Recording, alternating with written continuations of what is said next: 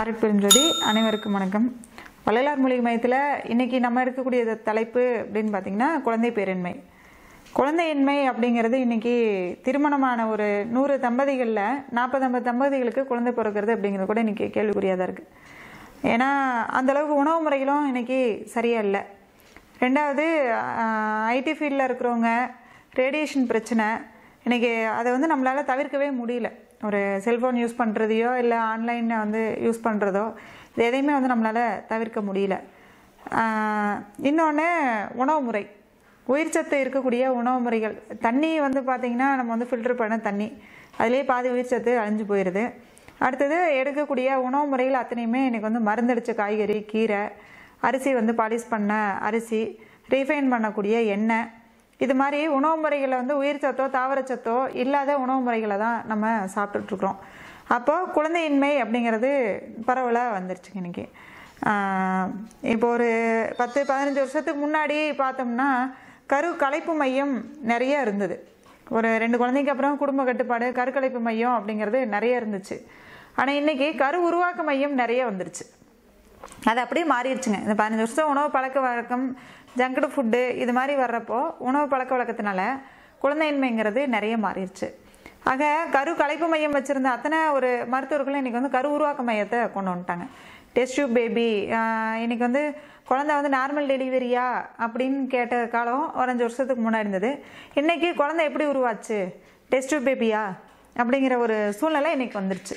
அந்த அளவுக்கு இன்றைக்கி வந்து உயிரணுக்கள் கம்மியாயிருச்சு. ஜென்ஸுங்களுக்கு வந்து பார்த்திங்கன்னா கவுண்ட்டு கம்மியாக இருக்குது. நீங்கள் அவங்களோட ரிப்போர்ட் எடுத்து பார்த்தீங்க அப்படின்னா உடம்புல வந்து உயிர் சத்து ரொம்ப கம்மியாக இருக்குது.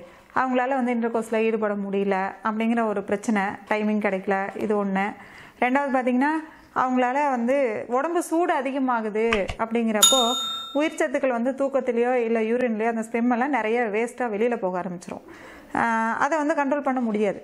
ஏன்னா ரெண்டாவது உடம்புல வந்து தோற்பு சத்து இருக்கக்கூடிய உணவு முறைகளை நம்ம சாப்பிடல அப்படின்னாலும் அந்த விந்து வந்து நீத்து போய் வெளியில் போக ஆரம்பிச்சிடும்.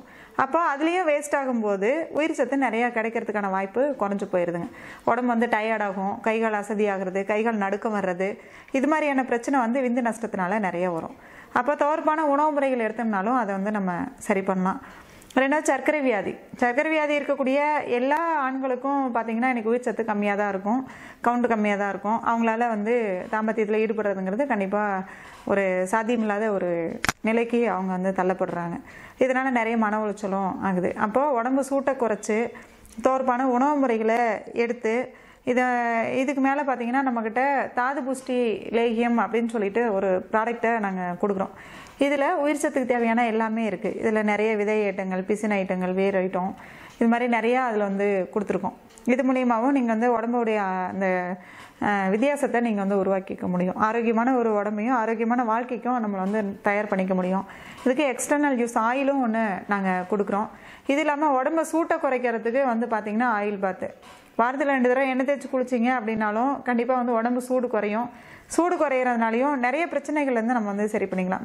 மலச்சிக்கல்லேருந்து அந்த விந்து வெளியில் போகிற பிரச்சனையை வந்து நீங்கள் வந்து நம்மளை சரி பண்ணிக்க முடியும். உடம்பு சூடாகாமல் பார்த்துக்கணுன்னா நிறைய தண்ணி குடிக்கணும், எண்ணெய் தேய்ச்சி குளிக்கணும். அதுக்கு வந்து நம்மக்கிட்ட குளியல் எண்ணெய்னு ஒன்று கொடுத்துருக்கோம். இந்த குளியல் எண்ணெய் போட்டு நீங்கள் வாரத்தில் 2 நாள் குளிச்சுட்டு வரீங்க அப்படின்னா உடம்பு சூடு வந்து நல்லாவே குறையும்.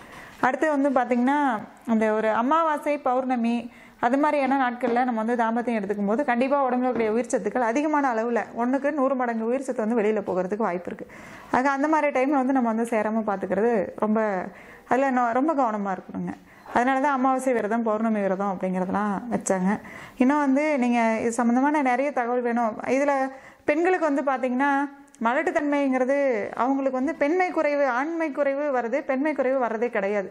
ஏன்னா பெண்களுக்கு அந்த ஒரு சக்தி இருக்குது. எவ்வளோ உயிர் சத்து சினை முட்டை வேணாலும் உற்பத்தி பண்ணக்கூடிய தன்மை வந்து லேடிஸோட கர்ப்பப்பைக்கு இருக்குது. ஏன்னா இன்னைக்கு கேன்சர் பேஷண்ட்டு, அது ஹார்ட் பேஷண்ட் பார்த்திங்கன்னா ஜென்ஸு தான் ஹார்ட் அட்டாக்ல இறந்துருப்பாங்க. லேடிஸ் வந்து நிறைய வந்து இறக்கிறதுக்கான வாய்ப்பே இல்லைங்க. 100க்கு ஒருத்தர் தான் வந்து ஹார்ட் அட்டாக்ல இறந்துருப்பாங்க. லேடிஸ்க்கு ஹார்ட் அட்டாக் வந்து இறந்தாங்க அப்படிங்கிறது பக்கத்தில் யாராவது இருந்தால் கூட உங்களால் கேள்விப்பட்டிருக்க முடியாது. அந்த அளவுக்கு கர்ப்பப்பைக்கு வந்து சக்தி இருக்குது. அதே மாதிரி ஹெச்ஐவி பேஷண்ட் பார்த்திங்கன்னா ஜென்ஸ் இறந்துருவாங்க, ஆனால் லேடிஸ் வந்து ரொம்ப நாள் உயிரோடு இருப்பாங்க. எவ்வளோ நாள் அவங்களால மெனோஃபேக்ஸ் வந்து போயிட்டுருக்குதோ, தூரம் போயிட்டுருக்காங்களோ அது வரைக்கும் அவங்களுக்கு வந்து அந்த ஹெச்ஐவி தாக்காது. அந்த அளவுக்கு சக்தி வந்து லேடிஸோட கர்ப்பப்பைக்கு இருக்குது. அதனால் ஒரு குழந்தைய சுமந்து பிறக்கக்கூடிய அளவுக்கு தன்மை வந்து கர்ப்பப்பைக்கு இருக்கிறனால பெண்மை குறைவு வர்றதே கிடையாது. அவங்களுக்கு வரக்கூடிய இன்றைக்கி பெரிய பிரச்சனை என்ன கேட்டிங்கன்னா நீர்க்கட்டி. உடம்பு சூடு அதிகமாகறதுனால நீர்க்கட்டி நிறைய வருது. அந்த நீர்க்கட்டினாலும் குழந்தை இல்லை அப்படிங்கிற பிரச்சனை மாதம் கரெக்டாக பீரியட் ஆகிறதில்ல. பீரியட் ஆகாதனால குழந்தை பிறக்கிறதில்ல. இந்த தொந்தரவு நிறைய பொண்ணுங்களுக்கு இருக்குது. இந்த நீர்க்கட்டியை குறைக்கிறதுக்கும் நாங்கள் ஆலோசனையும் கொடுத்துட்ருக்கோம், உணவு முறைகளும் கொடுக்குறோம். இது இல்லாமல் பார்த்தீங்கன்னா நீர்க்கட்டி கஷாயம் இது மாதிரியும் நிறையா கொடுத்துட்ருக்குங்க. ஆக இன்றைக்கி வந்து ஆண்களுக்கு ஆண்மை குறைவை சரி பண்ணுறதுனால பல பிரச்சனைகள் வந்து அவங்கள நம்ம வந்து வெளியில் கொண்டு வர முடியுங்க. குழந்தையின்மை அப்படிங்கிற பிரச்சனையும் இல்லாமல் இயல்பாக ஒரு ஆரோக்கியமான குழந்தைய பெறக்கூடிய ஒரு அமைப்பும் 60 வயசு ஆனாலும், ஏன்னா இன்றைக்கி வந்து உயிர்ச்சத்து கம்மி அப்படிங்கிறது செக்ஸுவலுக்காக மட்டும் கிடையாதுங்க. உயிர்ச்சத்து கரெக்டாக இருந்தால் மட்டும்தான் நம்மளால் எந்த வேலையும் செய்ய முடியும். 60-70 வயசு ஆனாலும் ஆரோக்கியமாக நம்மளால் நடமாடுறதோ ஒரு வேலை செய்கிறதோ எந்த ஒரு வியாதியும் தாக்காமல் பார்த்துக்கக்கூடிய தன்மையோ இது எல்லாத்துக்குமே வந்து உடம்புல உயிர்ச்சத்து தேவை, கவுண்ட்டு தேவை. அதை இன்க்ரீஸ் பண்ணக்கூடிய தன்மை வந்து நம்ம தாது புஷ்ட லேகியத்தில் நிறைய இருக்குங்க. இன்னும் உணவு முறைகளையும் நம்ம அதை சரி பண்ணிக்கலாம். ஒரு லேகியத்தை எடுத்து தான் சரி பண்ணணும் அப்படிங்கிறதும் கிடையாது. உணவு முறை சரி பண்ணிக்கலாம்.